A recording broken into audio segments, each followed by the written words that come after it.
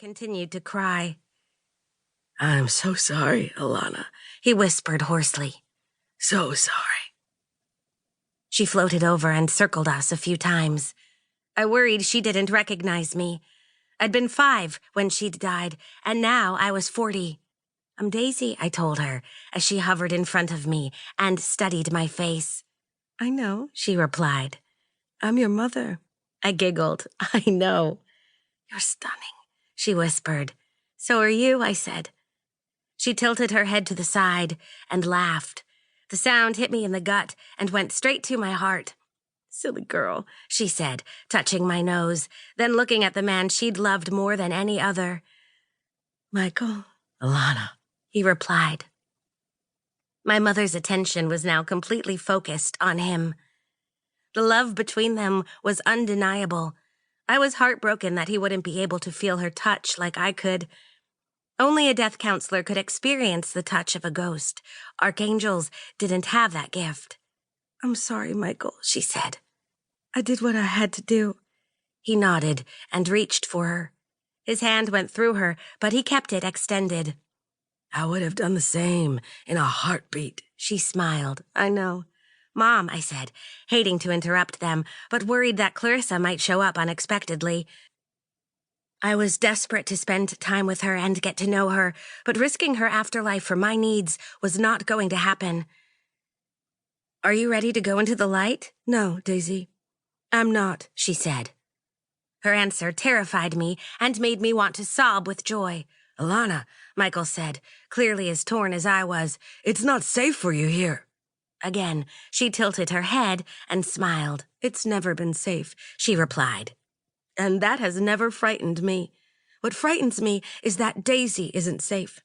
Until the time she can live without looking over her shoulder, like we always had to do, my place is with my family, period." I grinned. My mom had lady balls, like me, and like Graham. And that's when my happy story went horribly wrong. "There you are, Daisy girl," Graham shouted with glee as she flew through the wall of Missy's house with Steve in tow. "I've been looking all over tarnation for you people. Got worried when I went downstairs and no one was home." I glanced over at the ghost of my dead husband in alarm. Steve shrugged helplessly. "She wouldn't take no for an answer, so I came along for the ride to make sure she could find her way back home." I nodded in the direction of my mother. Steve's ghostly eyes went huge. He got the picture, and he got it fast. Graham had been dangerously brainwashed by Clarissa that my mom had committed suicide and went into the darkness. "Graham," I said quickly. My world was about to spin off its axis. I had no clue what seeing my mother would do to Graham, but I was pretty sure it wouldn't be good. "I need you to go home." "Oh, my God," Missy said in shock. "I can see Graham and Steve." Graham squealed with delight. "That's just fan-damn-tastic, Missy. Daisy, I'm pretty dang sure we had an earthquake or some prehistoric moles out in the yard. We got holes you could drop swimming pools in, and I know them dogs couldn't have dug 'em." "Yep," I said, moving to stand in front of my mother. "Saw that. Maybe we should put in a pool." "Graham," Steve said, trying to run interference. "I'm pretty sure The Price is Right is having a marathon this evening. We should get back home. Don't want to miss the big showcase." "I think you're right," she told Steve, scratching her head. "But Missy here has a TV, don't you, darling?" I shook my head at Missy. She read me correctly, even though she had no idea what I was doing. "Oh, Graham, my cable is out," she lied. "I have a repair person coming tomorrow." "Bummer," Graham said, right before she froze. "Mama," Alana said, floating out from behind me with a timid smile on her lips. Graham gasped with delight and began to shake. "Alana, baby?" she choked out. "It's me, Mama," Alana said. "I've missed you so much."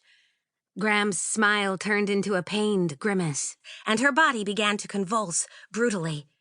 She became more transparent, and ghastly keening noises came out of her mouth from low in her throat. "No!" I shouted as I pulled Graham from the air and held her tightly in my arms. "It's okay, Graham. You're fine. You were dreaming. You're fine. Your mama killed herself to follow her lover into the darkness. Suicide. Guaranteed ticket to hell," Graham said in a monotone as her thin body continued to jerk and contort in my embrace. "What's happening?" Charlie demanded. His eyes had turned silver, and he became the badass enforcer I'd witnessed several times.